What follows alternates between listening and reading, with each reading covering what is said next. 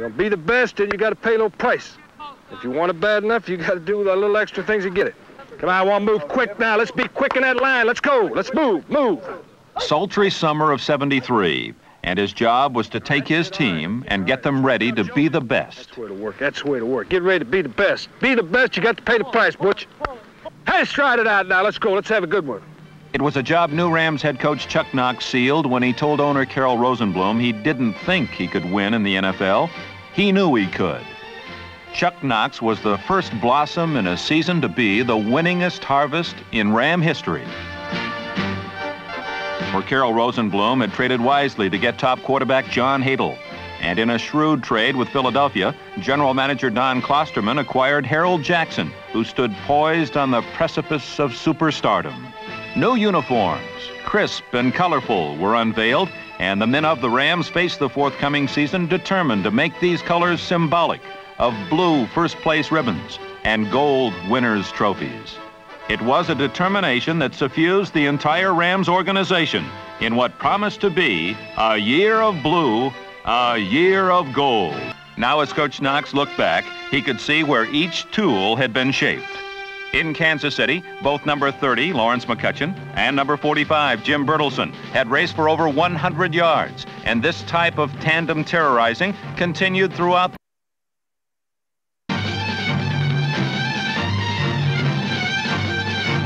For the year, Jim Bertelsen finished among the conference leaders in rushing and punt returns.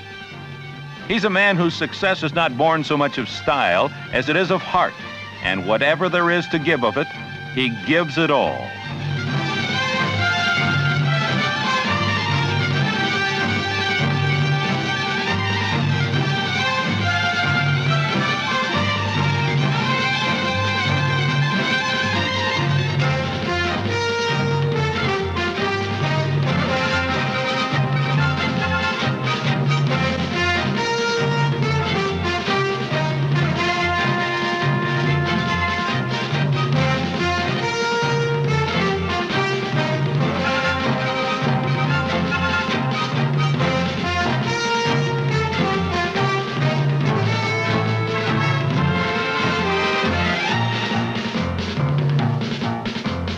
While Bertelsen exemplified the fiber of Ram toughness, Lawrence McCutcheon was another reason for backfield coach Dick Vermeil to smile. In only his first year as a starter, McCutcheon broke Dick Bass's team rushing record with 1,097 yards and finished third in the conference despite missing 2 games with an injury.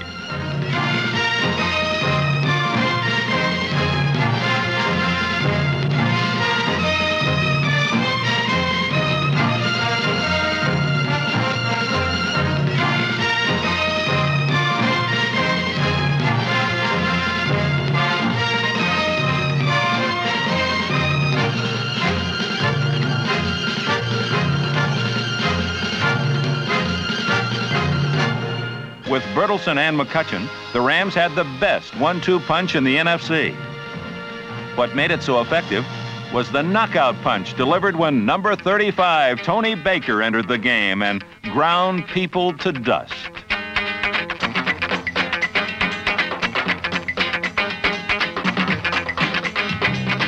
Tony had come in the Philadelphia trade. His style, not fancy.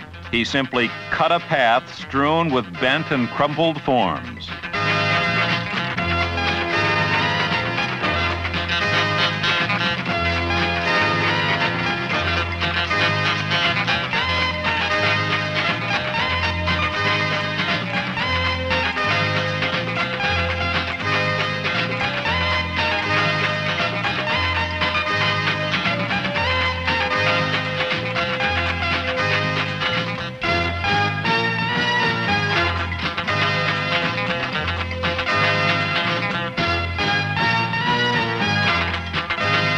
All year, the runners devastated opponents on their way to setting a new team rushing record. In week 2, Coach Knox had seen his front four perform to perfection against Atlanta. From that game on, they had exploded pass pockets and ended with 45 quarterback sacks. The fearsome foursome was led by 12-year Pro Bowl selection Merlin Olsen at defensive tackle.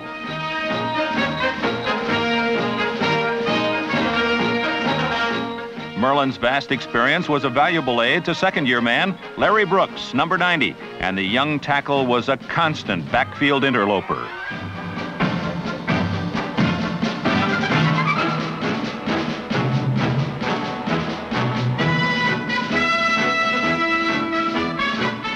Defensive end Jack Youngblood, number 85, in only his third year made the Pro Bowl and put on an outside rush, quick, all-encompassing, and impossible to escape.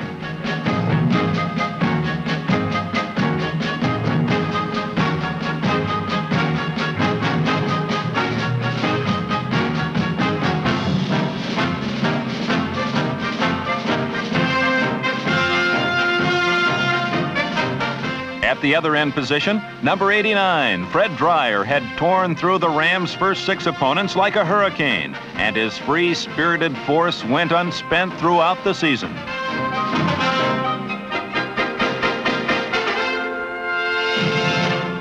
In the 5th week, Chuck Knox had seen another element of the Ram team blossom.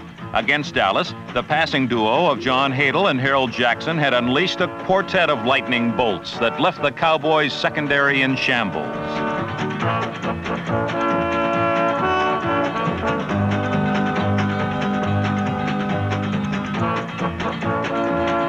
It was a day that every receiver dreams about, and it propelled Harold Jackson to national recognition as a superstar. Harold's performance against the Cowboys was not a one-shot affair because throughout the year he blazed wide open and hung toughly elusive, finishing with 13 touchdown receptions.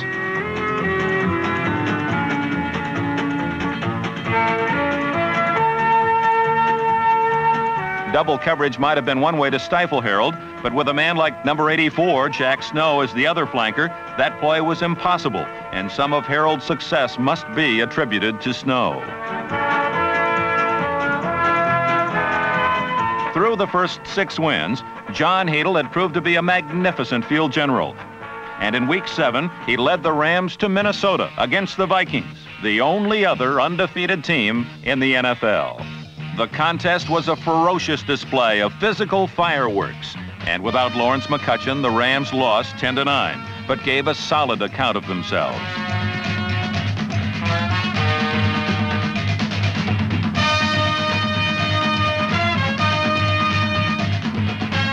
Throughout the season, the Rams' ability to hit was evident, and defensive coach Ray Malavasi often saw his blasters put the wood to the enemy and leave them in splinters.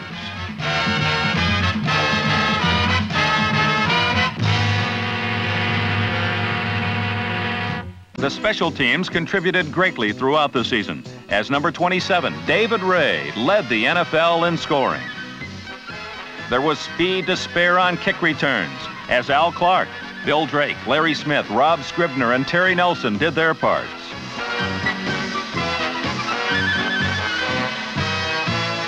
Dave Chappell's punts made the kick coverage teams a study in mayhem, as Rich Saul, Phil Olson, Bill Nelson, Rick Kay, Harry Shue, Bob Stein, and number 53, Jim Youngblood, brought the house down.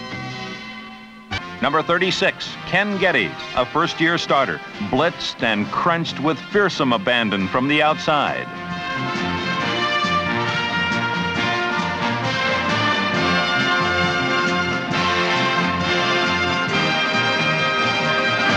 Number 64, Jack Reynolds, played the middle, and his nickname, Hacksaw, tells only part of it.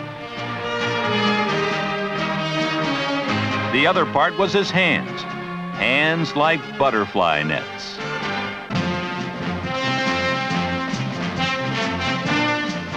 Number 58, outside linebacker Isaiah Robertson, went to the Pro Bowl and was especially tough in the stretch run. For in the last 3 weeks of the season, Robertson and the Rams figured to be in an all-out fight with the Falcons for the division title. The special teams contributed greatly throughout the season, as number 27, David Ray, led the NFL in scoring. There was speed to spare on kick returns, as Al Clark, Bill Drake, Larry Smith, Rob Scribner, and Terry Nelson did their parts.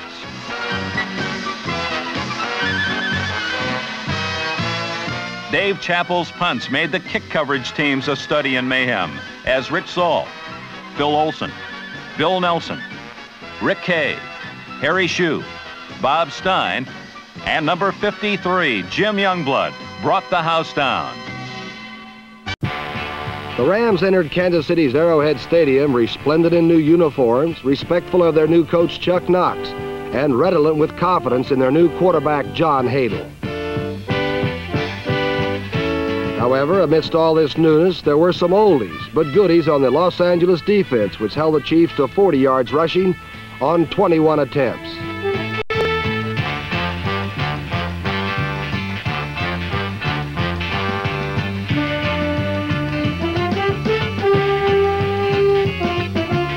Lawrence McCutcheon, number 30, is one of the new faces on the Rams, and he introduced himself with 120 yards rushing.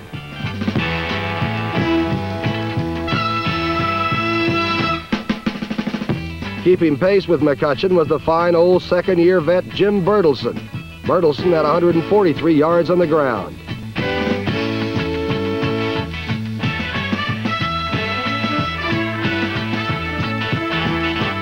And when the runners got him in close enough, John Hadle lobbed a mortar shot into number 88, Pat Curran.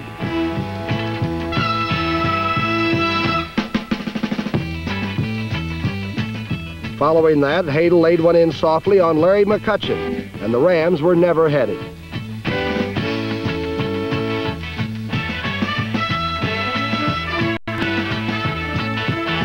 The Chiefs, without the injured Lenny Dawson, just couldn't get going, as number 64, Jack Reynolds, turned this Mike Livingston pass all the way around.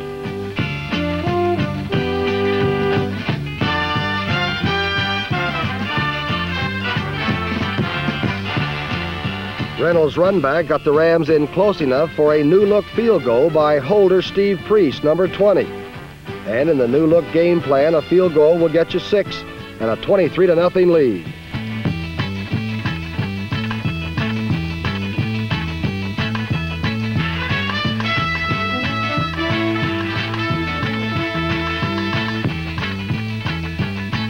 Finally, ex-Ram Pete Beathard pumped the Chiefs up long enough for 2 late scores. But it was not enough to overcome the new image of the golden-clad Rams, who held on to win 23-13.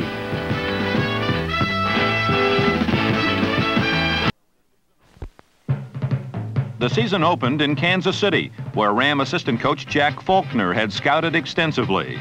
The forewarning paid off, as the Chiefs' weaknesses were exploited and Los Angeles ripped in. Just before the half, linebacker Jack Reynolds came up with a type of big play that would characterize the defense all year. Reynolds' interception and return was worth 10 points, as it stopped a sure Chiefs field goal while leading to a fire drill score by holder Steve Priest.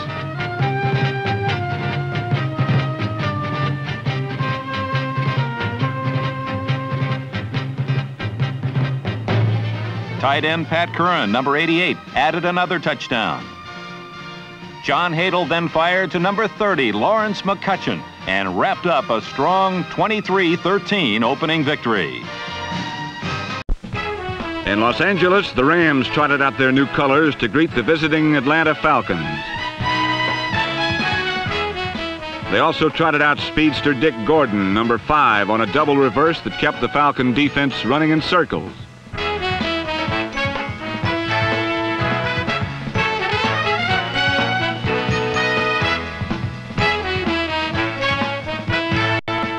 John Hadle had the Los Angeles offense well in hand and was pinpointing his passes.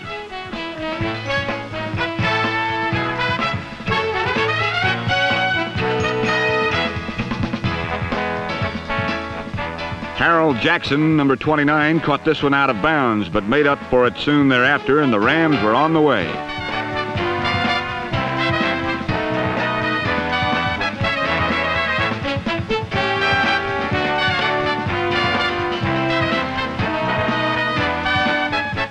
The Ram defense, led by number 90, Larry Brooks, was unreal and kept Falcon quarterback Dick Shiner under intense pressure.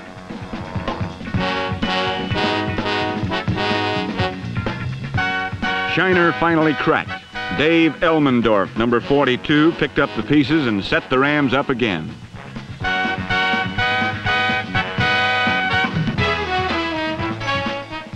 Jim Bertelsen gouged out a tough 4-yard score to make it 14-0. A David Ray field goal, a short Larry Smith touchdown, and this John Hadel pass to Jack Snow made the final score 31-0. But the accolades must go to the Rams defense, especially the front four, who allowed Atlanta only 2 first downs, 4 yards passing, a total offense of 70 yards, and who shut out a Ram opponent in the Coliseum for the first time in 27 years. Congratulations to the Rams front four.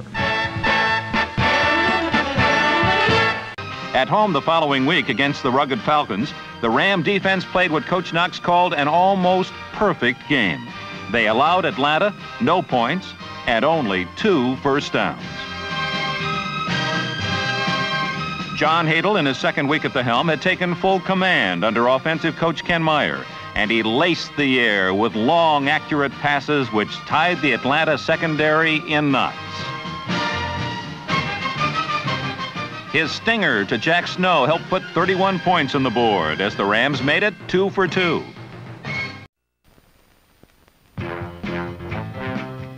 Under a nose-blistering California sun, Candlestick Park was the battleground for one of pro football's fiercest rivalries, that of the San Francisco 49ers and the Los Angeles Rams. The Rams have won 5 straight in the series, but none have come under new head coach Chuck Knox, who in his first season has built the Rams into the NFL's most surprising team with 2 straight convincing victories. Knox's team is strong both offensively and defensively. On opening day, the Rams racked up 23 points over the tough Kansas City Chiefs, and last week, his defense, led by a rejuvenated Merlin Olsen, shut out the Atlanta Falcons, and all they had done was score 62 points the previous week.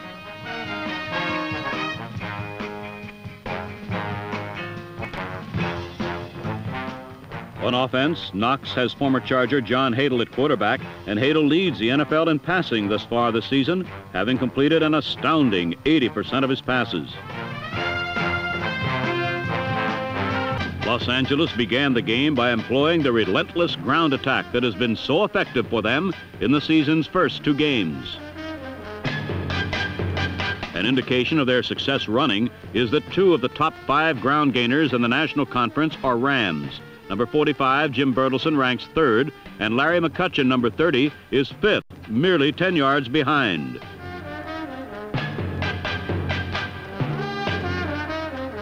It was this pair of fine runners who moved Los Angeles steadily downfield against the 49er defense. Then quarterback John Hadel mixed in the short passing game with tosses to Harold Jackson and tight end Bob Klein. Hadel has completed 80% of his passes this year and ranks 1st in the NFC.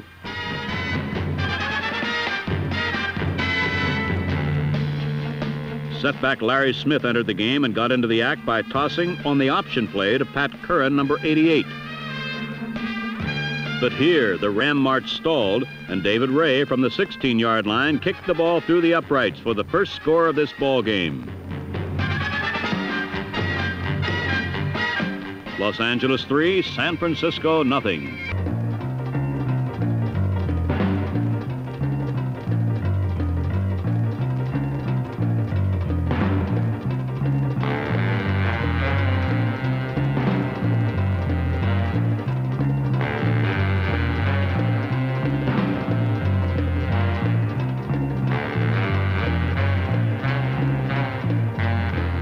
Cullen Bryant's 93-yard kickoff return had given Los Angeles the lead again. Cullen Bryant was the Rams' #1 pick in the draft. The defensive back from Colorado is making the choice a highly successful one with his sparkling play so far this young season. Besides the speed needed to play the secondary in the NFL, Bryant has good size and uses it, as a repeat of his long return demonstrates.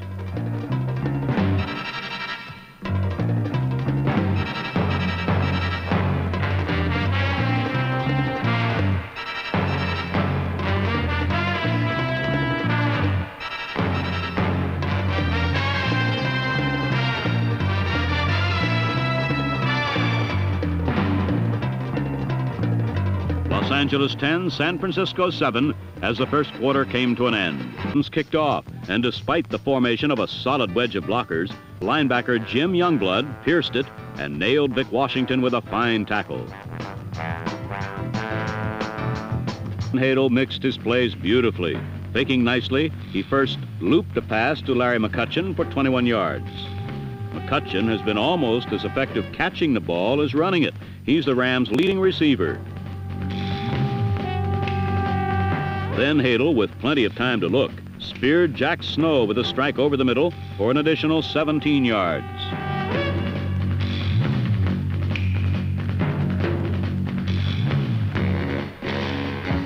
Catching San Francisco back on its heels, Hadel handed to Larry Smith, who squeezed through left tackle for 14 yards and a third straight first down. A repeat of Smith's run shows Larry McCutcheon's fine block made the play go. Los Angeles now had the ball on the San Francisco 11.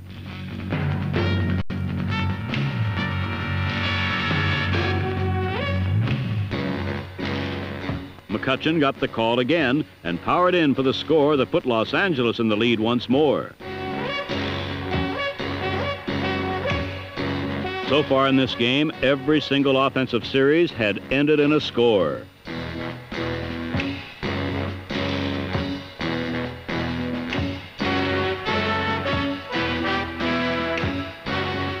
It was fitting that number 71, Joe Schiavelli, was the first with congratulations, for a repeat of the touchdown shows McCutcheon didn't do it alone. The Ram front line cleared out their opponents, something they had been doing consistently all afternoon.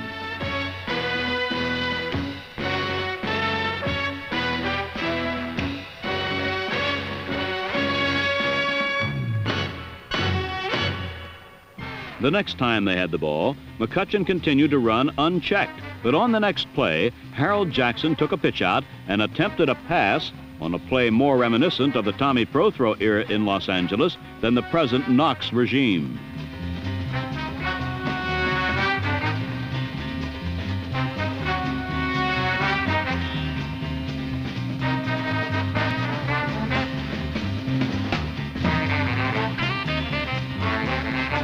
Going back to basics, Tony Baker, obtained from the Eagles in the Harold Jackson trade, fought hard for 10 yards and a first down up the middle.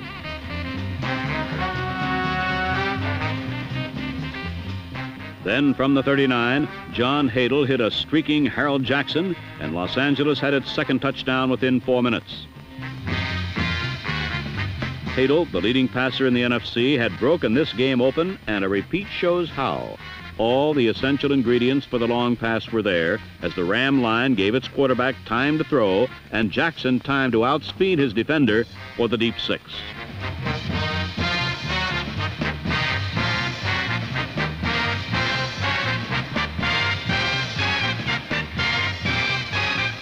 Now down by 14 points, John Brody on his next series put the ball in the air and paid for it dearly. Rookie cornerback Eddie McMillan intercepted.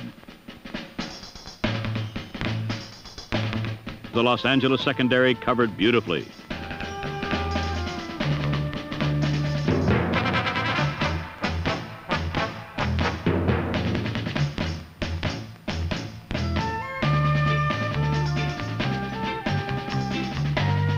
Charlie Stukes' interception put the ball on the San Francisco 34, and Larry McCutcheon brought it 13 yards closer to the 49er goal.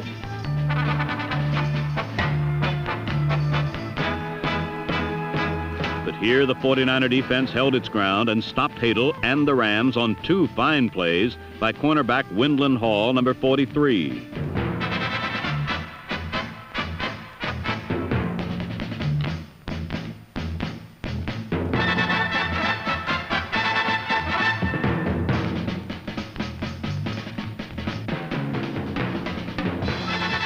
Hall, a second-year man from Arizona State, had single-handedly forced Los Angeles to settle for 3, which they got when David Ray split the posts from the 19. The half was over, and the Rams led their arch rivals 27-10. But the Rams then blunted the minor 49er uprising when they ate up the rest of the third quarter. Bertelsen set up a 3rd and 1, and with the 49ers bunched to stop the run, Tony Baker ran over Mike Simpson for the first down.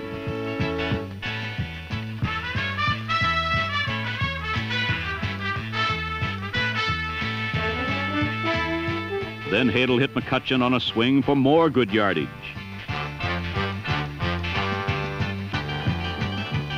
Dave Wilcox's tackle saved a long gainer, but 3 plays later, the aggressive Wilcox jumped offside, and it cost the 49ers dearly.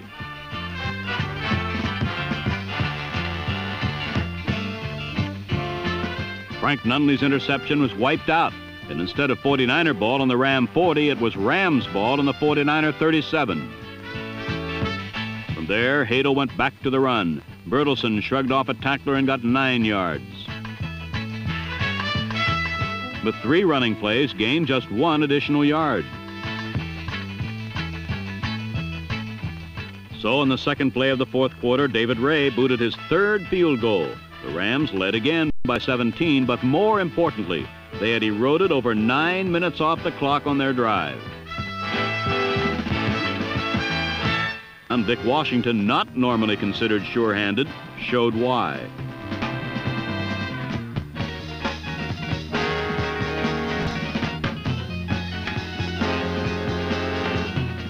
For Nolan's Niners, time was running out. On the Rams' next possession, they added a field goal to lead 33-13. And defense intercepted his next pass and completed their 3rd straight outstanding game on defense. This renewed aggressiveness on defense has helped turn the Ram fortunes around this season.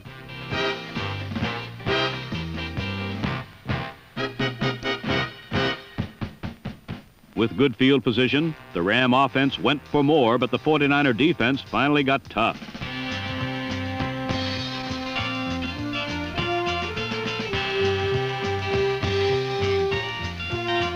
But with 3rd and long, the Ram offensive line sprung Baker again.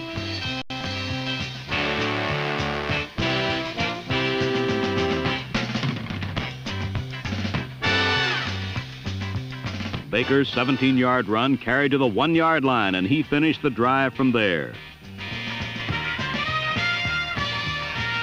The Rams led 40-13. Smashing 40-20 victory over the 49ers was further proof of their metamorphosis this season. They have now established themselves as the team to beat in the NFC West, and beating them won't be easy for any team. If San Francisco hopes to gain their 4th straight division title, they will have to beat the Rams in their next meeting, something they have not been able to do in 6 straight games. Chuck Knox has turned the Rams into one of the NFL's strongest teams, one of only 4 teams that are still undefeated this season. The Los Angeles Rams, the NFL's surprisingest team, surprisingly strong. There should be fewer and fewer people surprised as the season progresses, for the Rams are winners again. In San Francisco, the Rams flashed to an early lead as first-year man Cullen Bryant raced 93 yards to a touchdown.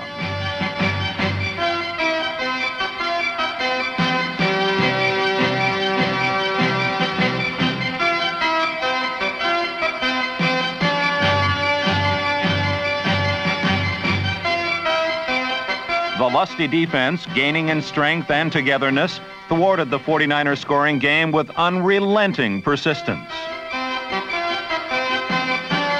The running game cracked open the 49er line, and Lawrence McCutcheon blasted through, almost taking the goalpost with him.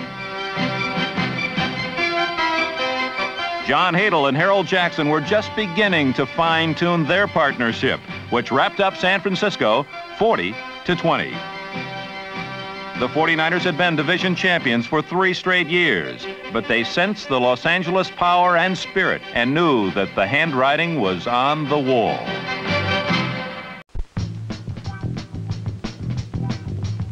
In Houston's Astrodome, it looked like a mismatch with the winless Oilers up against the undefeated Rams. But Houston is rebuilding, as always, and this time they've got a real thing in number 78, John Matusak, the #1 draft choice in the NFL. With the Rams as the #1 rushing team in the NFL, the Oilers performed admirably in closing off the running room of number 45, Jim Bertelsen.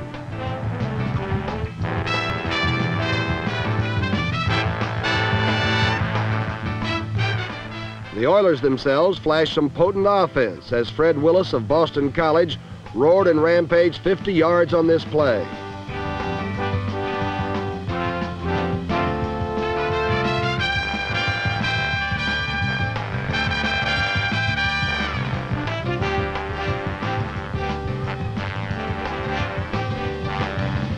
but all Houston got out of it was a field goal.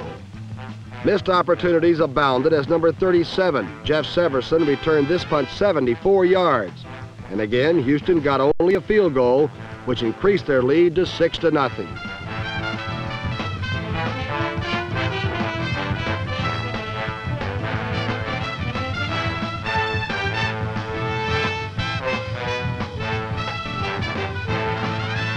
The Rams had no intention of becoming an upset victim, so the defense got cracky.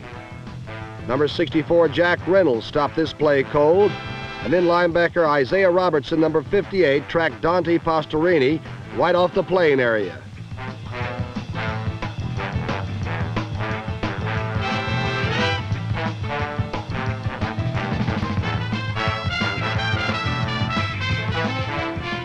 The tough Ram defenders pursued, punished, and made the breaks, and then took advantage of them. Number 89, Fred Dreyer, recovered the fumble, and John Hadel cranked up and did the rest.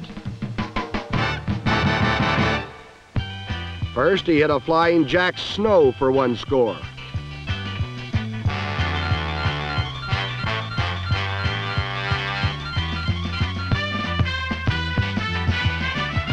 Then Hadel went to number 35, Tony Baker, and the power running game.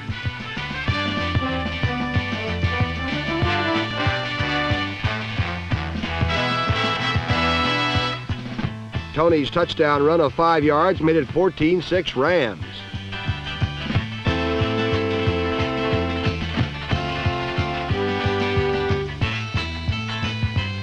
Returning to the air, Hadel hit a wide-open Harold Jackson, and the game was on ice.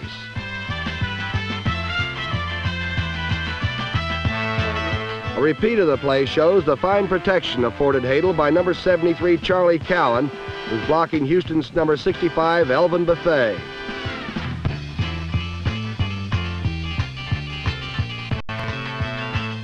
With the game under control and all the time in the world to throw, Hadel unloaded a 69-yard shot to Jackson, who streaked in to make it 28-12.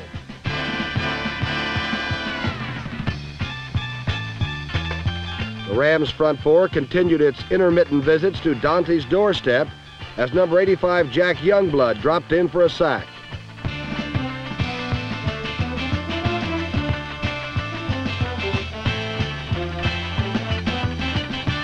Despite their problems, the Oilers never quit, as Guy Roberts blocked and number 26, Larry Eglin, ran it in.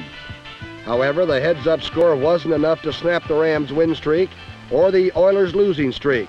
Los Angeles won their fourth in a row, 31-26.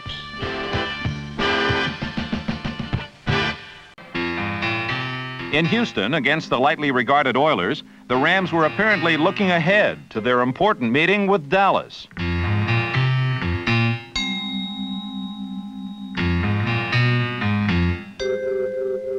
The Oilers scored 26 points, but finally the Ram defense surged in and scuttled Houston's hopes.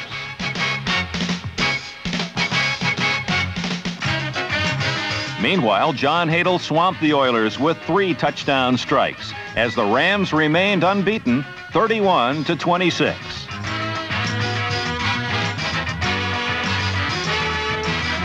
While Houston had been a moment's scare, coming up was another Texas twister, a more exacting test for the Los Angeles victory string.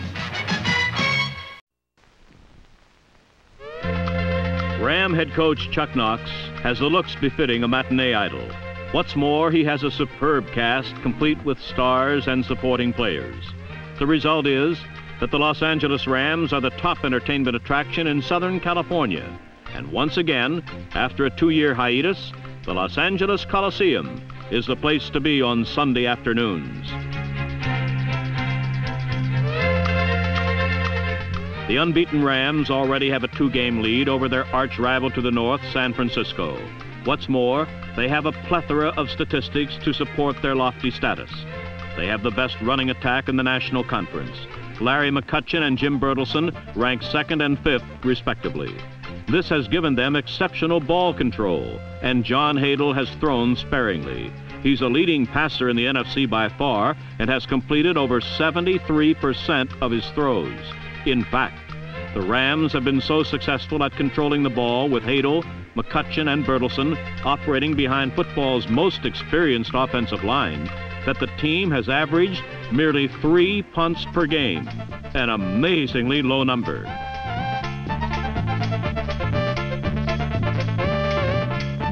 Despite all the activity outside the Los Angeles Memorial Coliseum on a beautiful 90-degree day last Sunday, the main focus was inside the stadium where the Rams met the Dallas Cowboys.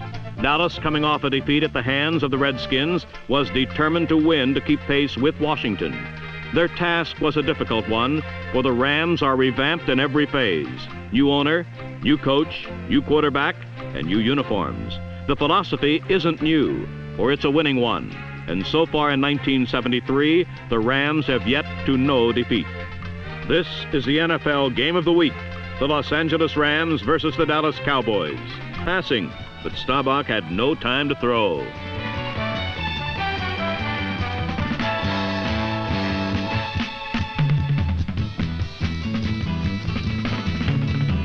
The passing game was prominent in the Ram game plan because Chuck Knox felt the Cowboys' defensive strength was against the run.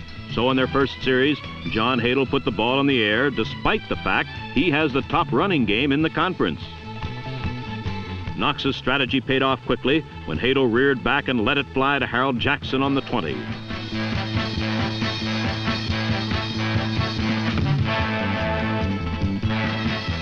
The result was a 63-yard touchdown and a Los Angeles lead.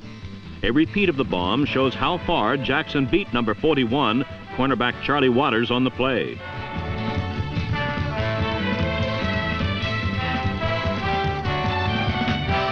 Waters was the victim several times, and the Cowboys lost to Washington the week before, so the matchup between the swift Jackson and the embattled Waters would be one to watch all afternoon.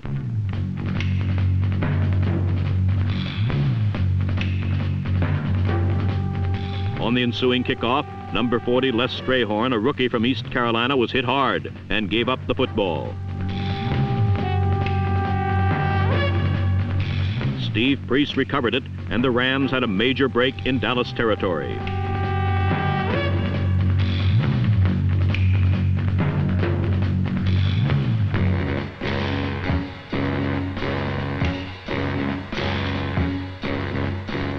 Several plays later, on 3rd and 12, Hadle went to Jackson again for the touchdown. The Rams had scored twice in 2 minutes. Let's take another look at the score by the smallest but fastest Ram, Harold Jackson. This kind of speed at wide receiver is something the Rams have been missing for several years. Jackson, of course, joined the team just this year in the Roman Gabriel trade, although he was originally drafted by Los Angeles. They gave him up in 1968 in George Allen's worst trade as Ram coach. For the remainder of the first quarter, the blue and gold defense simply teed off on the Cowboys' attack and stopped them at every turn.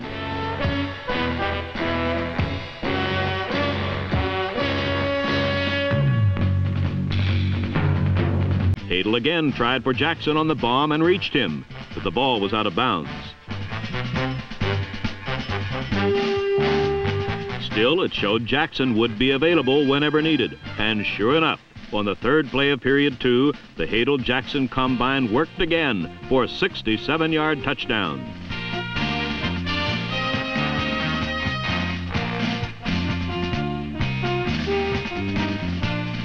Now the Rams led again by 14. Los Angeles' game plan was pure perfection, and Hadle and Jackson were perhaps reminding the Coliseum crowd of the famed 50s partnership of Norm Van Brocklin to Elroy Hirsch. But Dallas's hopes were quickly dashed on their next series when rookie Jim McMillan, number 41, made a seemingly easy interception.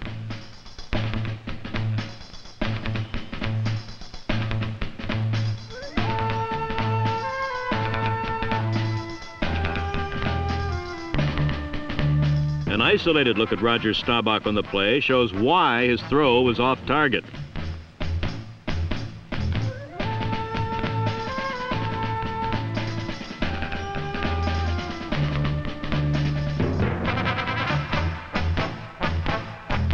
The Rams were not about to overlook the gift, and the man who capitalized on it was again Harold Jackson. The 36-yard pass play was his 4th touchdown of the first half. Things were going so well for Los Angeles that even a fumbled snap on the extra point attempt didn't deter them. Los Angeles 28, Big D 14. Off, rookie Strayhorn again fumbled, and the Ram offense had its second straight gift.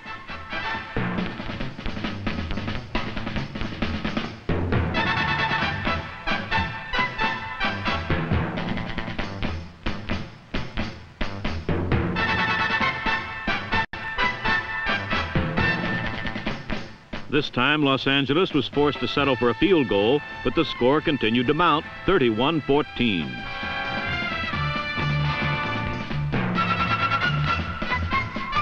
Incredibly, the Dallas gift-giving continued as on the first play, Staubach threw another interception.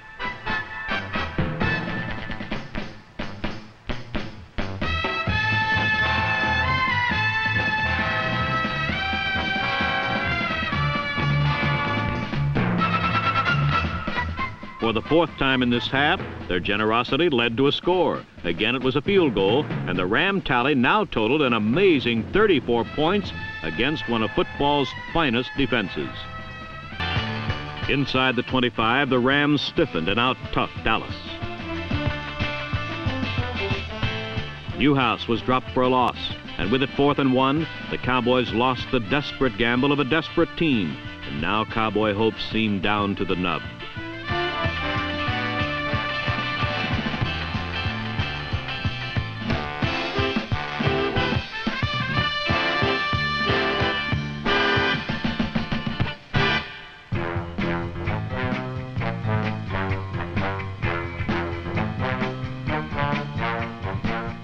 Los Angeles finally disdained a grind-down-the-clock offense and reverted to their first-half strategy. Off play action, Hadel connected with Jackson for 44 yards.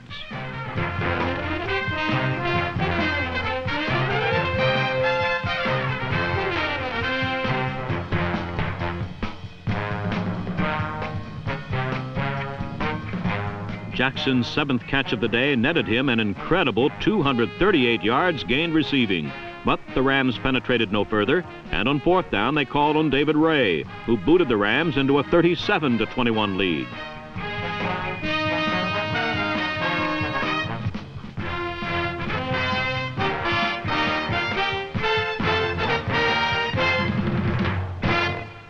Third down with less than 3 minutes remaining. Behind fail-safe protection, Rogers stepped up and threw right into the hands of defensive back Al Clark, number 44.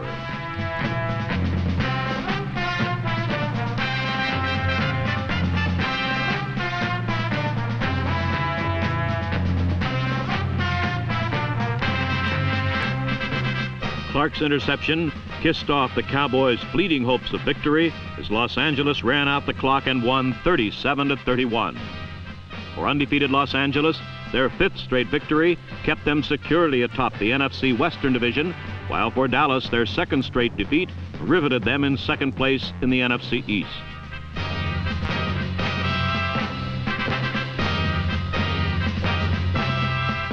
Under head coach Chuck Knox, the Rams have blossomed into a team of championship caliber sooner than anyone had expected. But it is a long road to the Super Bowl, a road paved smooth by their explosive offense, but a road made rocky by an uncertain defense. But after 5 games, they are on a straight course. Full steam ahead to Houston in January. In Los Angeles, the tough 40-man Dallas team found one man they couldn't handle. Harold Jackson was about to explode.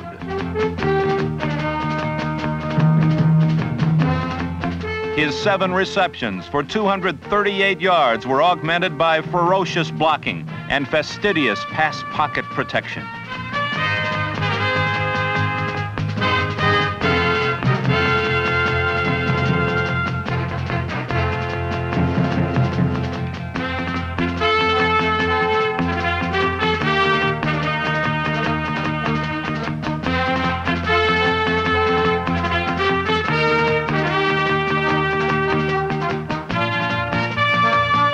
All day, Harold sped wide open and free, while the Cowboys searched desperately for a way to lasso him, but found none.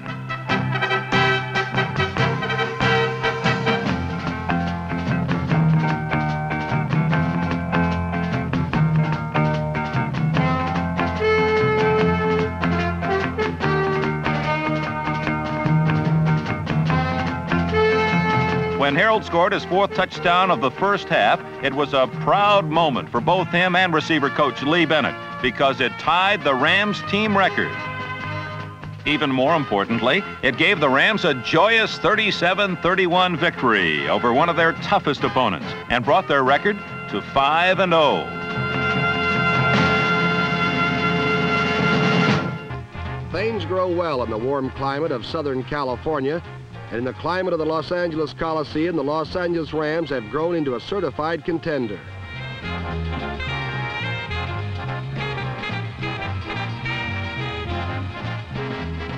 Harold Jackson's 63-yard catch and run climaxed LA's first possession against the Cowboys.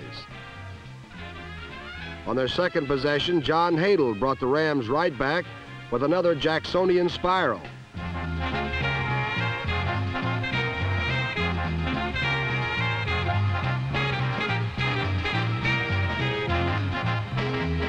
Veteran cornerback Mel Renfro brought Dallas back, intercepting John Hadle's first misfire of the season.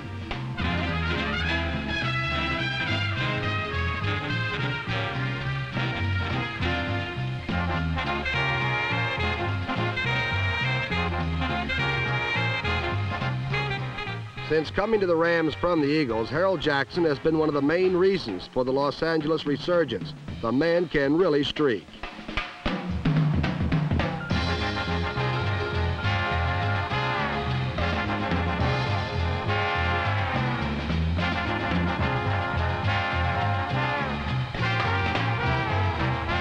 Jackson's third touchdown upped the LA lead to 14 points.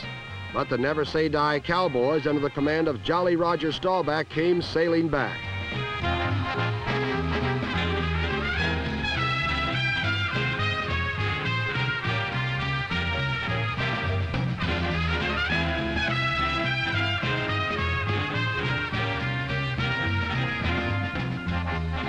Calvin Hill's 8-yard touchdown gallop pulled Dallas to within 7.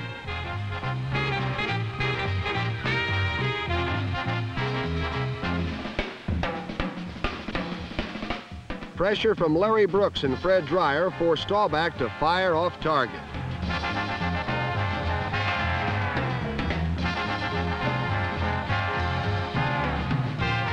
Eddie McMillan's interception set the stage for but another Jackson march on Dallas.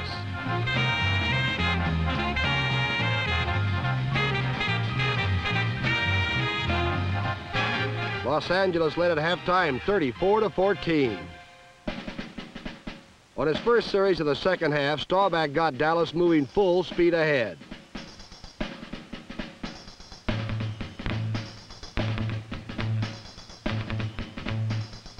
The former Heisman Trophy winner from Navy split the Rams secondary for 6, hitting Otto Stowe.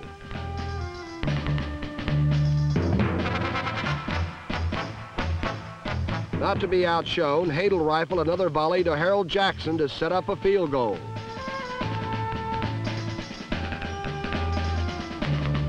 For the afternoon, Harold Jackson caught 7 passes for 238 yards and 4 touchdowns, which for some receivers would be a good season.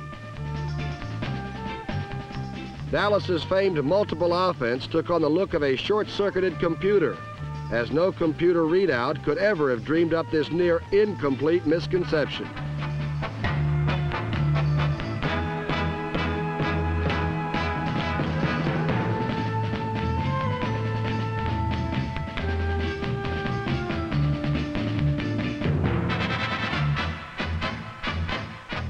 Forced to punt, Mike Montgomery hung a beauty 48 yards in the warm California sun.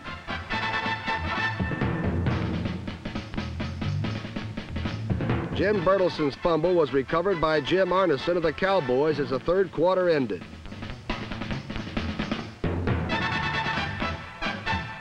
Staubach needed only 3 plays. The third, a strike to Otto Stowe for the touch.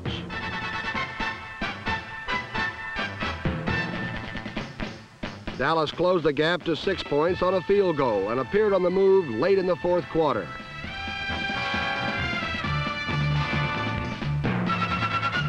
Al Clark's interception halted the final Cowboy thrust, capping the Rams' 37-31 win over the Cowboys. L.A. remains unbeaten in 5 outings, while Dallas must regroup following their 2nd loss in a row.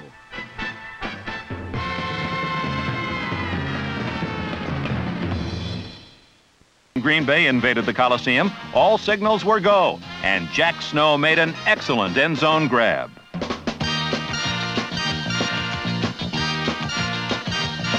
Then John Hadle and Harold Jackson kept their game and power glide with another effortless score. But the real story of this game was an all-out assault by number 89, Fred Dryer. The defensive end set an NFL one-game record by sacking Green Bay quarterbacks twice for safeties.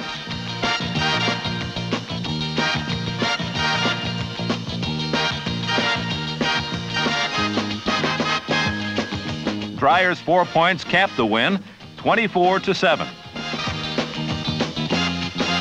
The Rams' win streak had been a proving ground, a place where flickering flames had forged the tools of victory. When you're hot, you're hot. And this year's edition of the Los Angeles Rams has something for all Southern Californians to cheer about. With a solid 3-game lead in their division and the highest scoring offense in the NFL, the Rams are the most talked about show in town. After a scoreless first quarter, David Ray lobbed this 3-pointer over from 44 yards out. Scott Hunter, hounded all afternoon by the relentless Los Angeles rush, lost more than his composure on this play.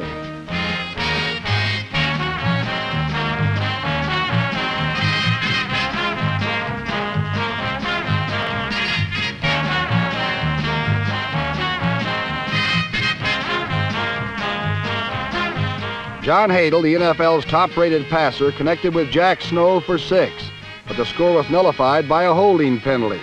It was much more costly to the Pack, however, as All-Pro candidate Willie Buchanan busted his leg on the play. The Rams' rapacious defense held the entire Packer offense to 63 yards.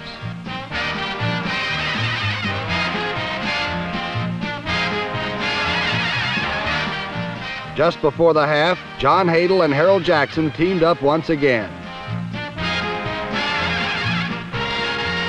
This time it was for keeps, and the sun-drenched crowd in the Coliseum was obviously having a ball.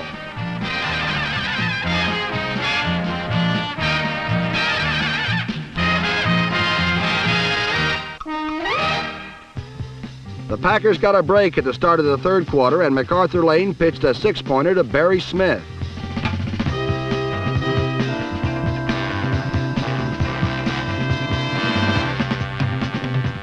With the score close at 10-7, the Rams started a push for a little breathing room. Jim Bertelsen uncorked this 24-yard run to set up another David Ray field goal. Highlighting the Rams' final 80-yard scoring drive was this strike to veteran Jack Snow.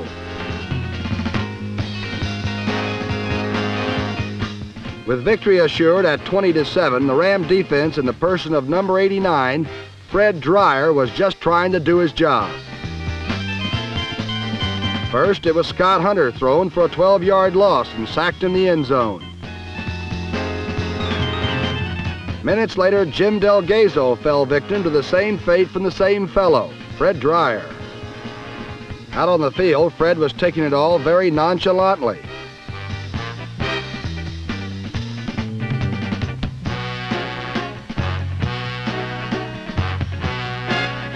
But the 4 points he singularly added to the final score came in a manner no other defensive man in the entire 53-year history of the NFL has matched. And by game's end, the unassuming Mr. Dryer had apparently won himself a great deal more than just a game ball. Facing the rugged Rams, Bud Grant and the Minnesota Vikings faced their biggest obstacle of the season. And to gain win number 7 in a row, it was up to the Purple Gang to silence the thunder of John Hadle's stampeding offense.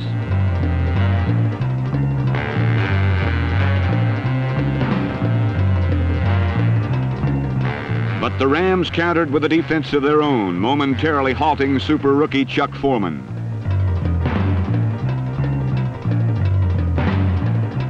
As the first quarter was coming to an end, Fran Tarkenton started to dent the LA secondary.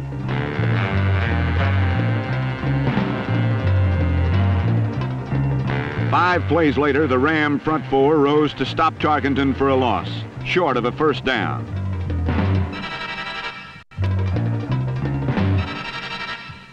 The Vikes called on Fred Cox for the chip shot and an early lead. Following a short Minnesota punt, John Hadel went deep to Harold Jackson, but this time the dynamic duo couldn't hook up.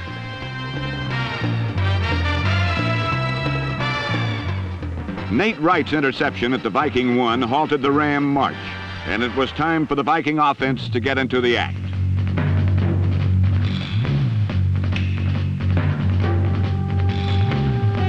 With Chuck Foreman ripping medium gains in and around the Rams defense, the Vikings used the candidate for Rookie of the Year as a decoy, springing wide receiver John Gilliam loose for 17 yards on the reverse.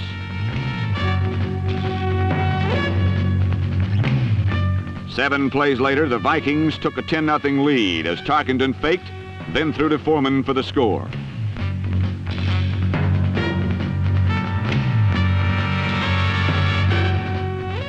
Hadel brought the Rams back, using the short passing game to move into field goal range.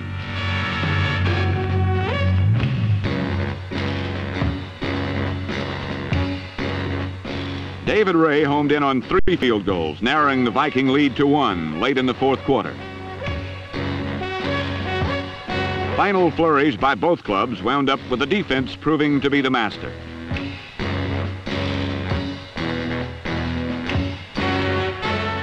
The Vikings held Hadel, the leading NFC passer, to a mere 87 yards, dropping him twice, this one on the final play by Carl Eller. Once again, the Vikings had forced an opponent to play the game their way, and in typical Viking style had come away with a 10-9 low-scoring victory over the now once-beaten Los Angeles Rams.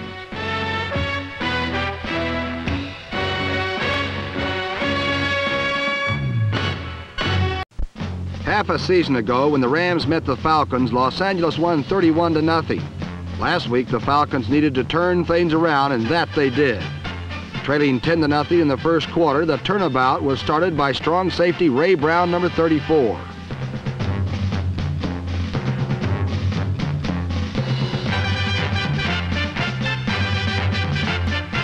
Neither of the NFC's 2 top-rated passers had a great day, but Bob Lee definitely had a better one than John Hadel, and it pays to have a little luck, too.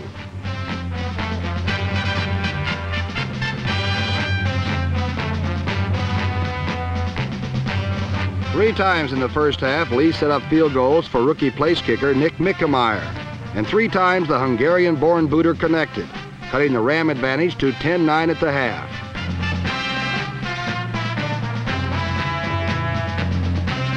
In the fourth quarter, Bob Lee turned to Dave Hampton for the game breaker.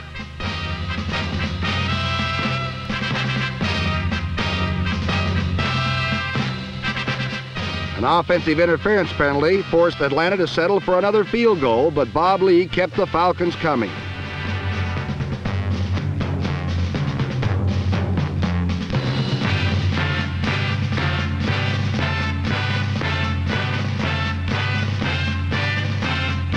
With less than a minute to play, Mickemeyer lined up at the 26 for his 5th and final attempt of the day. The 10th round draft pick from Temple had hit 5 for 5 and had scored all his team's points in perhaps the most important victory in Falcon history. For the first time ever, the Falcons had won 4 in a row, and they still had not lost with Bob Lee at quarterback. For the Rams, their 3-game lead had been cut to 1, and suddenly there was at least a suspicion of doubt.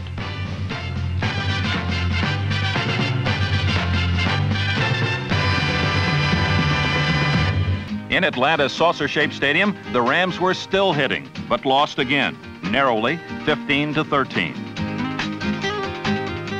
2 losses in a row now made their division lead susceptible to the challenge of the win-streaking Falcons.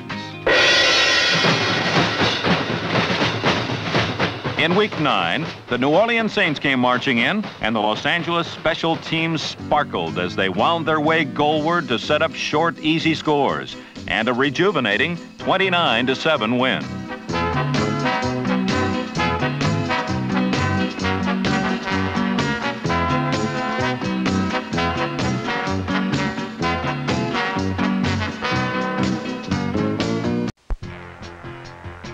few weeks ago, this matchup would have been a laugher, but the Saints are now a handful, as John Hadle found out right away when number 57 Jim Merlo stole an early pass.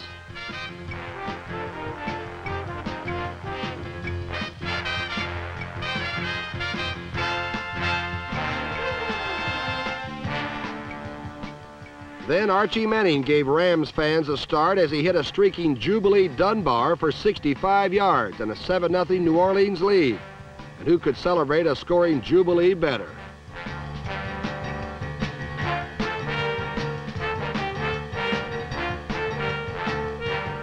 But then came the reckoning, and the Saints were almost de-haloed.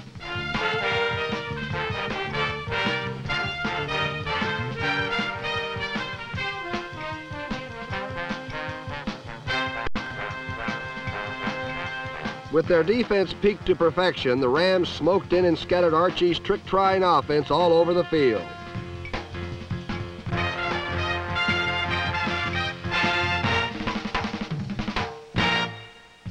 It took a little longer for the Rams' offense to get going, though, what with one obstacle or another standing in their way.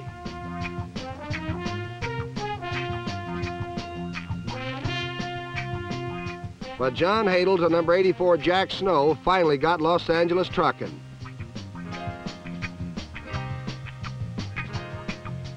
Snow has been used sparingly this year, but on only 3 receptions he came up with 60 of Hadle's 221 passing yards last week.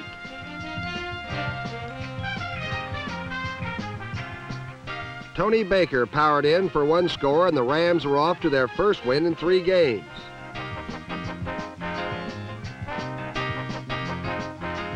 Hadle to multi-purpose back Jim Bertelsen moved Los Angeles into position for another score.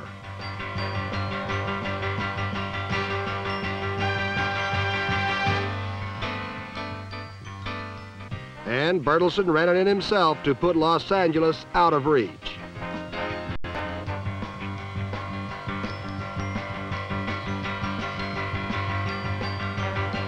Number 30, Lawrence McCutcheon, took up where Bertelsen left off as he raced for 115 yards and was the touchstone on an 18-yard scoring pass from Hadle that gave Los Angeles a 29-7 victory. The big win kept the Rams 1 game ahead of the hard-charging Falcons in the NFC West.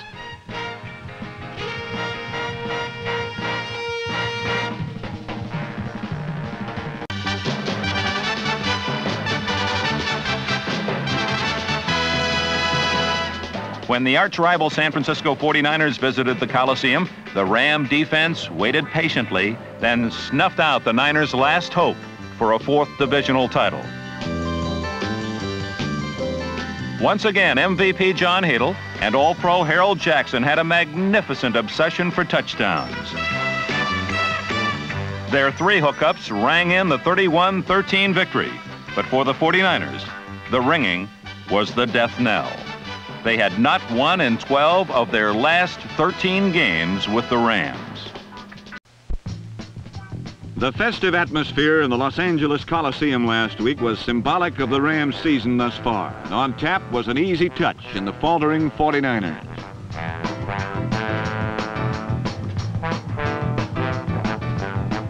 The Rams' defense came out smoking and crunching, and poor number 19, Joe Reed, took the brunt of the punishment.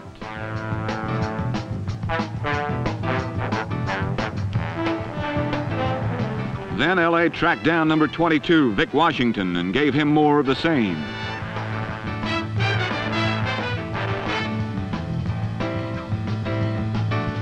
And while the Ram defense was tough, the offense was even tougher. Jim Bertelsen looked like he was stopped, but broke free and ended up with a 44-yard gain.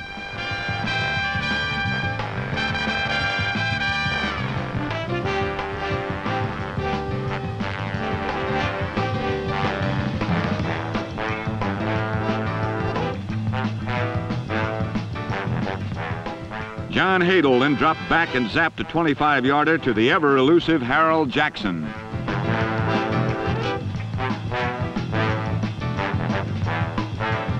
The Los Angeles defense continued to pop in occasionally, this time in the person of number 47, Charlie Stoops, whose interception set up another Rams score.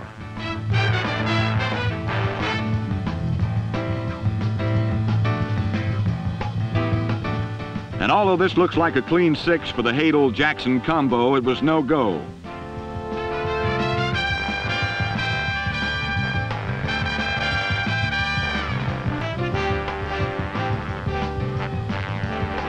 As the replay shows, John Hadel had crossed the line of scrimmage before he threw, and LA had to settle for a field goal.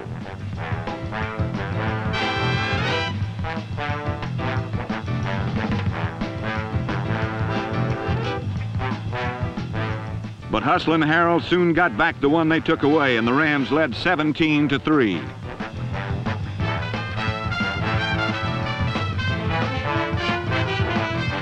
Then number 30, Lawrence McCutcheon, powered Los Angeles toward another score on a good second effort play.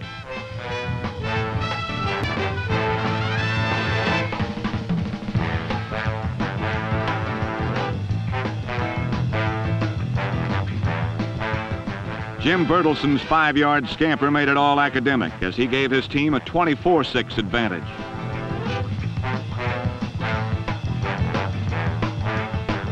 And what better way to end the day that made their record 8-2 than with an easy 57-yard hookup between the ever-dangerous John Hadel and Harold Jackson duo.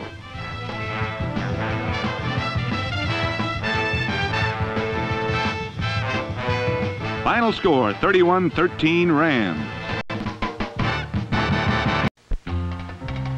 Someone has choreographed a wonderful season for the Los Angeles Rams, who have already won 3 games more than the 6 they took last year and are almost a sure thing for the playoffs.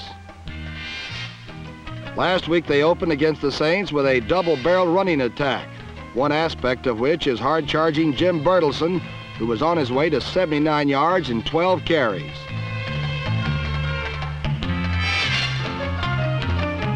Bertelson's burst took the Rams in close enough for a 3-0 lead.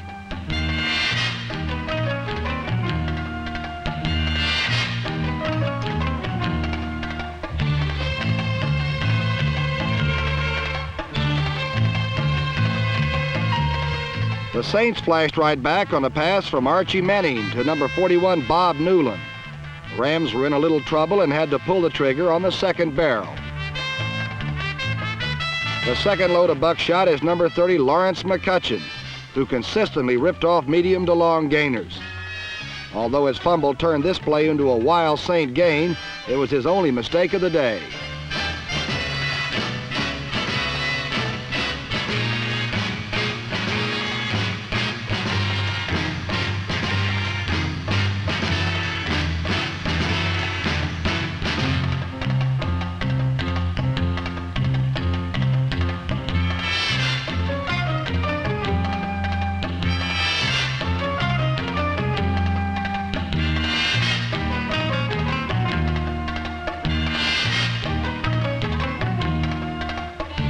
The staunch Los Angeles defense took any scoring plans that Archie had for New Orleans and turned them topsy-turvy.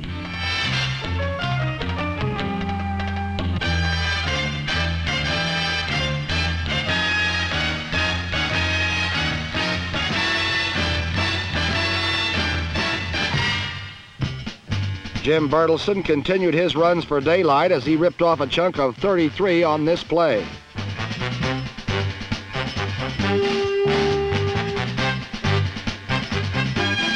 Then, taking a short pitch from John Hadel, Bertelson scampered in to put LA on top 10-7.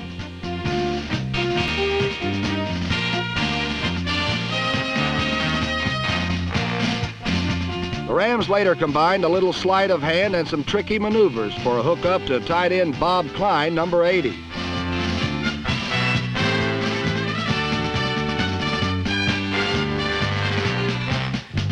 Hadel then went to Klein again, and the Los Angeles victory seemed inevitable.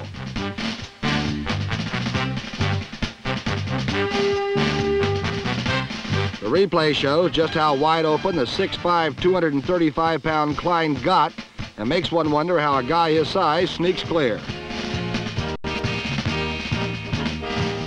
All that was left was for Lawrence McCutcheon to show his multi-purpose abilities as he led the Rams in receiving and rushed for 152 yards.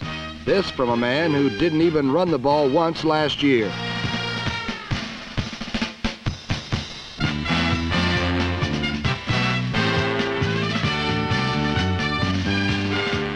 McCutcheon's talents brought the Rams in close enough for Tony Baker's 5-yard score as Los Angeles closed in on the playoffs with a 24-13 win over New Orleans. In the 11th week, the Rams traveled to New Orleans, and it was the Saints who got stung as Lawrence McCutcheon free-wheeled for 152 of the Rams' 340 rushing yards. The passing game clicked as well.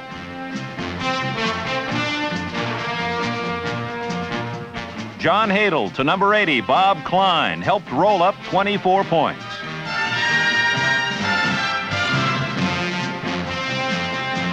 On defense, it was the tough, talented linebackers who throttled the Saints with painstaking efficiency.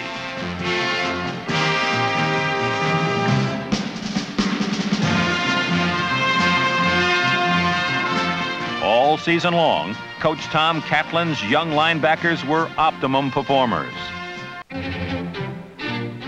In Chicago, the Rams season turned blue and gold with unexpected suddenness. They had a 9-2 record, but the Falcons were still right on their heels. Lawrence McCutcheon again raced for 152 yards. He set up enough scores, like Les Josephson's, to register 26 Ram points. Then the news came that Atlanta had lost, and a Ram victory meant a title. The defense rampaged in and crumbled the Bears, holding them without a point in the entire game.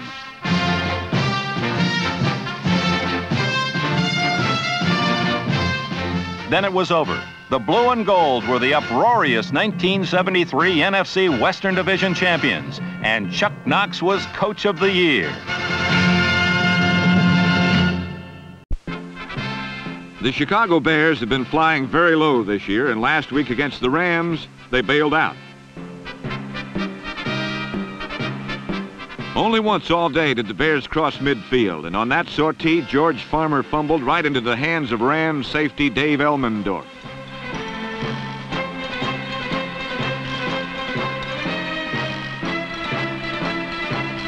On offense, the Rams displayed number 30, Lawrence McCutcheon, once again. His burst through and around the Chicago defense were not long, dazzling runs, but they added up to 152 long, dazzling yards and helped to break the Rams' team rushing record of 2,475 yards for a season.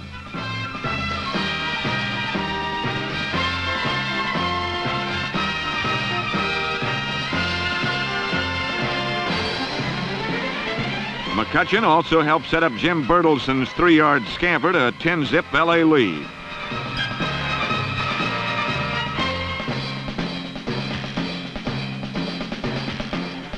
About the only thing the Bears had going for them was their magical disappearing dugout. It made Jack Snow disappear, but he came out uninjured.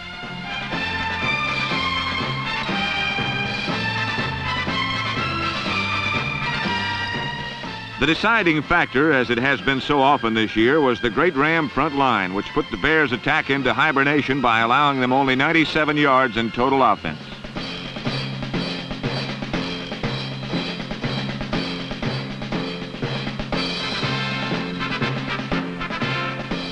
Number 36, linebacker Ken Geddes, was most prominent in the Chicago backfield as he demolished plays at will and came at starter Gary Huff like a buzzsaw.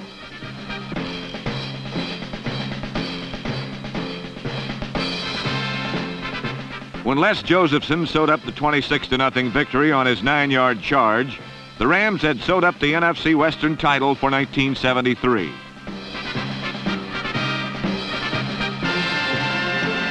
So for the exuberant Rams, it's on to the playoffs after the small matter of finishing the season with the Giants and the Browns.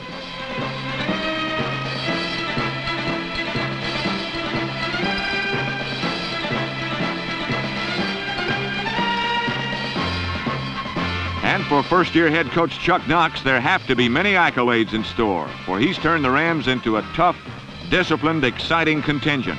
And perhaps for all this, he should be turned into the NFC's Coach of the Year.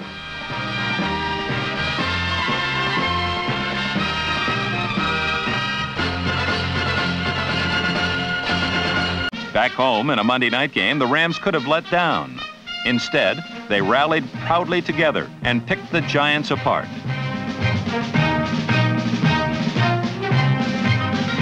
Interceptions by Eddie McMillan and Isaiah Robertson brought the game to an early conclusion.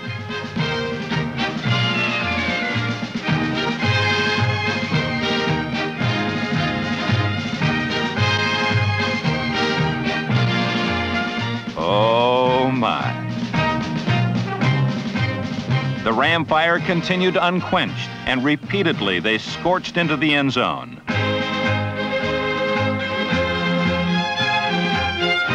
Number 11, James Harris, came in at quarterback, and the Rams continued to roll toward an impressive 40-6 win before a national TV audience.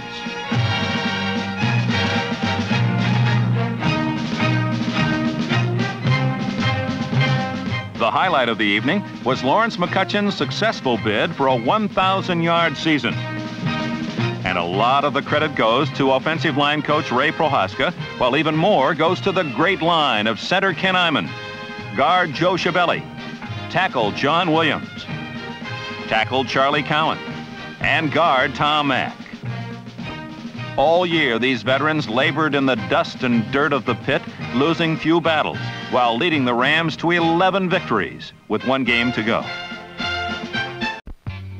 While much of the nation was tucked under a fat blanket of snow, Southern Californians enjoyed another golden day, happy in the thought that this final Sunday of the regular season was purely for the fun of it, a day for brass bands and celebration, because the beloved Los Angeles Rams, division winners in the NFC West, had absolutely nothing to lose. But the Cleveland Browns, with still a slim chance for the playoffs, kept one eye on the scoreboard and prayed that Greg Pruitt could do it one more time. And in fact, the rookie game breaker broke this punt return the first time he laid hands on the football. But as a harbinger of the way it was to be for the Browns this afternoon, Pruitt's effort was voided by a clipping penalty. Late in the first quarter, John Hadel found Bob Klein on a quick look-in. Klein collapsed Tom Darden's attempted tackle and lumbered 23 yards for the game's first touchdown, giving the Rams a 13-0 advantage.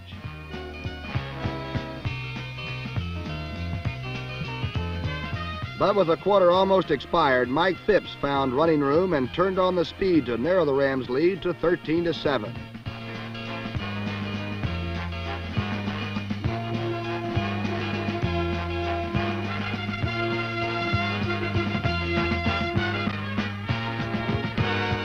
John Hadel countered by going immediately up top, looking for lightning-fast Harold Jackson and finding him for a 34-yard gain to the Browns' 6-yard line.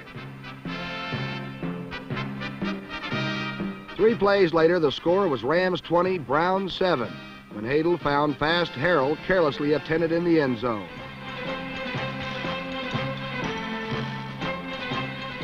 Having flashed the quick-striking might of their air game, L.A. then featured their sure-footed infantry. And on this drive, Los Angeles set a single-season record for rushing attempts, breaking the old mark of 632 set in 1934 by the Detroit Lions.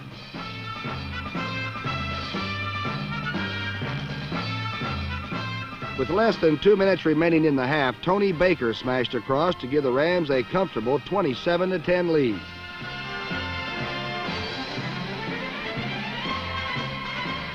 The Browns had only one more moment in the California sun when Mike Phipps hooked up with Frank Pitts on his 14-yard touchdown pass, making the score Cleveland 17, Los Angeles 30.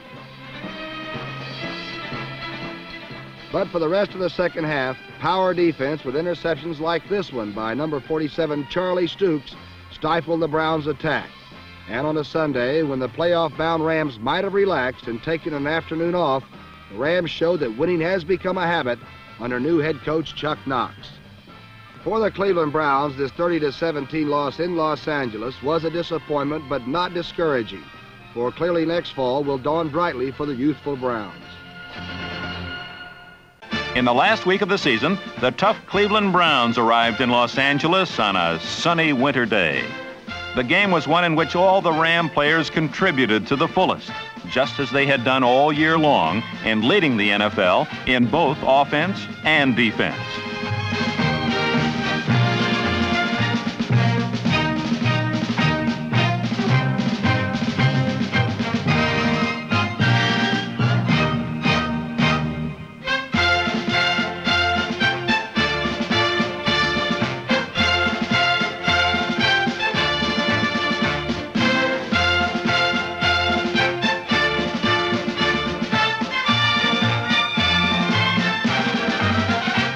by man, the Rams took Cleveland apart, 30-17. And when it was over, they had put together their 12th win, an all-time regular season record. The following week in Dallas, the Cowboys knocked Los Angeles out of the playoffs, 27-16.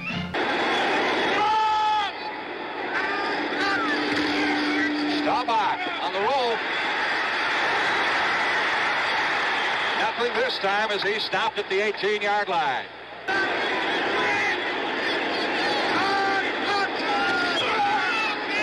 Staubach trying to set the screen up again, but he's got problems. And down he goes at the 33. Larry Brooks had completely infiltrated the screen area as he tried to get it out to Garrison. Hadel for Jackson. Still on his feet. Look at him fly. Jackson to the 35-yard line. Boy, he is like a time bomb waiting to go off. Rams at the Dallas 27 as Hadel calls the line down. McCutcheon. Short of the first down. A pickup of a yard on the play before Gregory, 77, and Toomey, number 67, make the stop. Attempt by Rays, missed from 39 and 41. Reese puts it down. It is long enough. It is good. And the Rams get on the scoreboard with 4 minutes and 30 seconds left to play in the first half at Texas Stadium. It's the Cowboys 17 and the Rams 3. Staubach to Gene Fugit. It is intercepted by Elmendorf. Gene Fugit got his hands on it, and Elmendorf grabbed it before it hit the artificial turf at the 48-yard line, and the Rams take over. Again, Staubach's protection this time is very good. Fugit had to jump and come back just a little bit. The ball was hit pretty hard. Elmendorf got the rebound. Hadel wants to throw it. Completes it to Jack Snow at the 35, and Snow is out of bounds at the 33. Charlie Waters, number 41, back there on coverage. Cowboy 33, trying to get back in this ball game before halftime. Bertelsen to the 27-yard line. 77 is Bill Gregory. Dallas 27.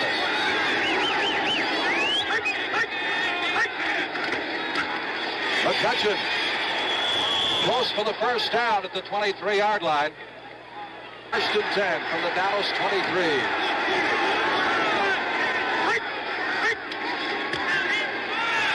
Bertelsen to the 15-yard line. A penalty marker is down, and I believe that's the first flag we've had in the ball game. Those Cowboys had that offside penalty earlier, as Pat mentioned. The ball has moved back to the 35-yard line.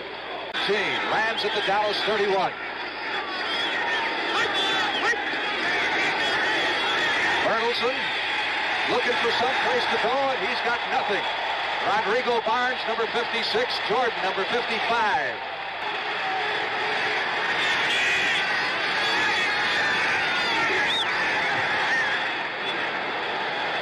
He's got it. Ray drills it home from 37 yards out. And the Cowboys' lead has been cut to 17-6 with 1:07 left to play in the first half. Easy to throw, but it really isn't, is it? It certainly is not. It takes a lot of timing. Bertelsen and Elmendorf deep. Bateman, good punt. This one will backpedal. Bertelsen to the 20. 25. 30. 35. Bertelsen cutting back to midfield to the 40. And a great return to the 48-yard line of the Rams. One of the premier punt returners in the NFL, Jim Bertelsen.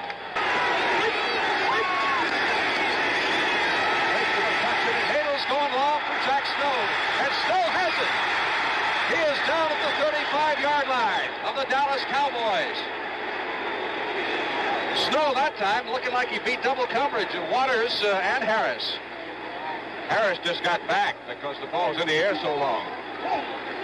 Hadel looked at Jackson and then pulled back and cranked it across the field to Jack Snow. That's exactly what he did, Pat, because he's starting to play this way. Harris tended to come toward Jackson's side. Hadel again upstairs, a lot of pressure this time. To the 30, Hadel to the 28-yard line. 4 yards. He's the deep back in this formation as they shift out of the I. Fake to Newhouse. Staubach steps into the pocket for Pearson. That is Jeff Reynolds, the linebacker of the Rams, who picks it off at the 48-yard line of the Dallas Cowboys. And the Rams defense comes up with another big turnover. Bertelsen. Bateman standing on the goal line. Gets a good snap from Dave Andrews. Gets it away nicely. Bertelsen at the Rams 40. 45. 50. And into Dallas territory, and the Rams will start this drive the same place they started the drive a moment ago. Officials marking at the Dallas 48. Here's McCutcheon. And you got a shot at him. He's still on his feet. He's to the 50-yard line, to the 45. Rams at the Dallas 45. A minute 40 left to play in the third quarter.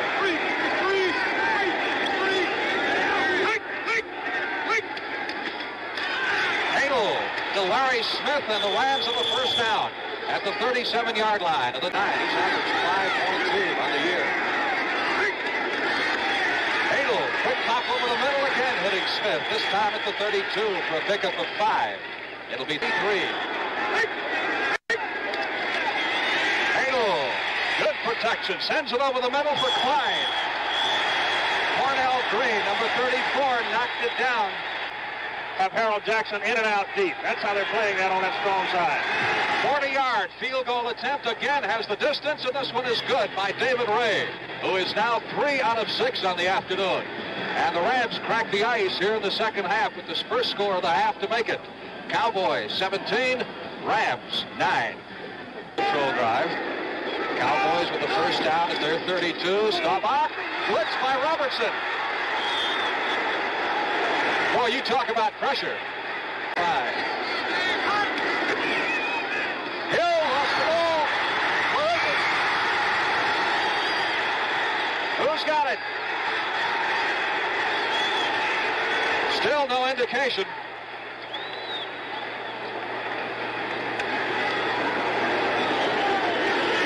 Let's wait and see. There was an injury on the play. What happened? Looks like a Ram has the ball in his hand, but he obviously was shaken up on the play. 9 with just over 11 minutes left to play in the ball game.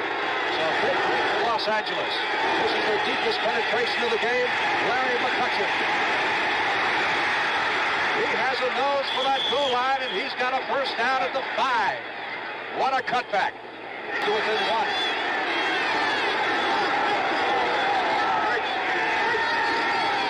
Tony Baker. And Baker is down to the goal line. He is over for a touchdown. By David Ray. Minutes 28 seconds. That's our story here with 10 minutes and 28 seconds left to play. Staubach was forced out of the pocket and then dropped by number 85, Jack Youngblood. Dallas came away with only a field goal and a 17-0 lead.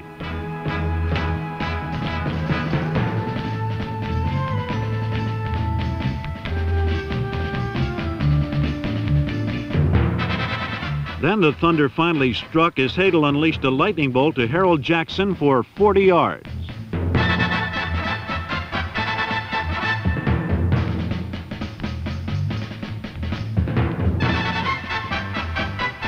The Rams managed a field goal but got a break when on the next series Dave Elmendorf nabbed a deflected Staubach pass.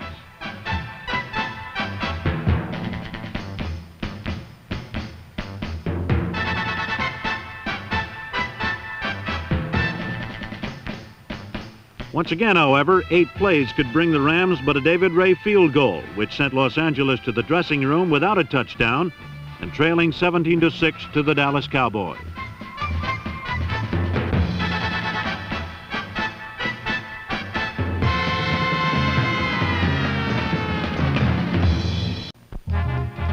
Except for the 2 gift touchdowns, the Ram defense had kept the Cowboy offense in check, and they continued to do so in the second half.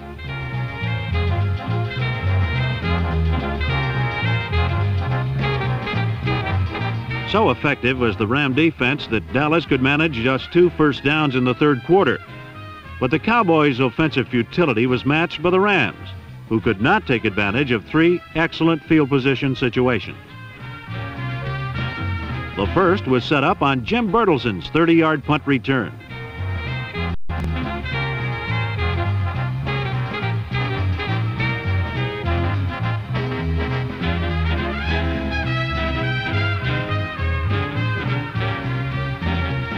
Bertelson's return carried to the Ram 49, but the Rams' drive from that point yielded -2 yards. Later in the quarter, the Ram defense again set up the offense when Staubach got good protection and thought he had Pearson open, but middle linebacker Jack Reynolds intervened at the last moment.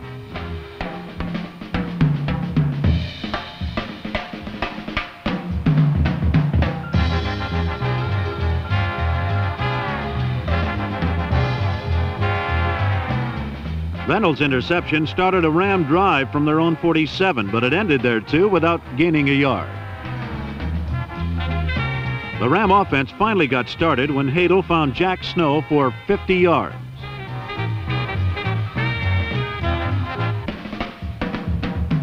Snow's catch set up a field goal try, but for the 3rd time, David Ray missed a makeable field goal.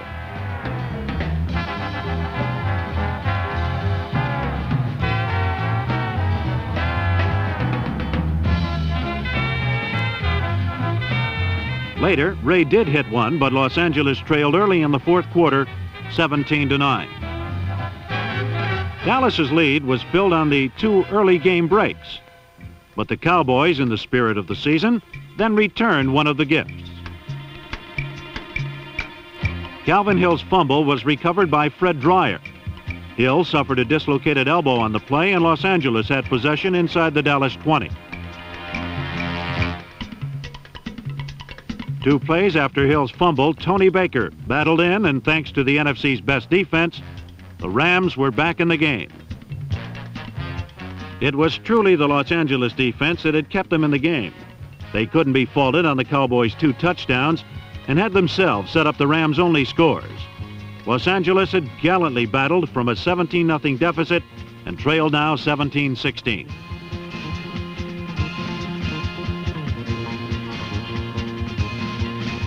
But Staubach quickly scuttled the comeback when he hung tough in the pocket and hit Pearson with a perfect pass between Steve Priest and Eddie McMillan.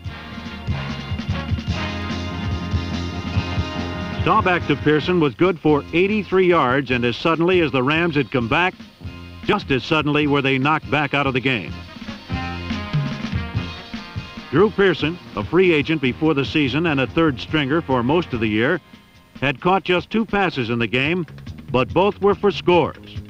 Pearson's father had named his son after the famous columnist, and now in the biggest game of his career, Drew Pearson had written headlines of his own.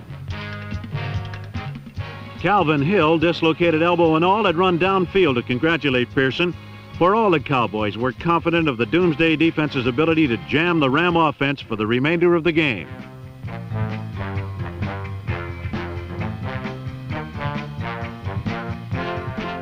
The Rams' last chance ended with a Hadel fumble recovered by Harvey Martin. The turnover led to a Tony Fritsch field goal that brought the final score to 27-16 Dallas and extended the Cowboys' season for yet another game. But the Rams' loss could not tarnish the outstanding season that they had just completed. For John Hadel and the Rams, a remarkable season was over. Chuck Knox, in his first season as head coach, had led the Rams to 12 victories, the most wins in one season in their history. 1973 was a signal season of many team and individual accomplishments, but not one Ram is content with these glories, for owner Carroll Rosenblum has pledged continued excellence as the goal. As long as there is one step higher to go, the Los Angeles Rams will strive to take that step. And in the future, there will be many, many years of blue, years of gold.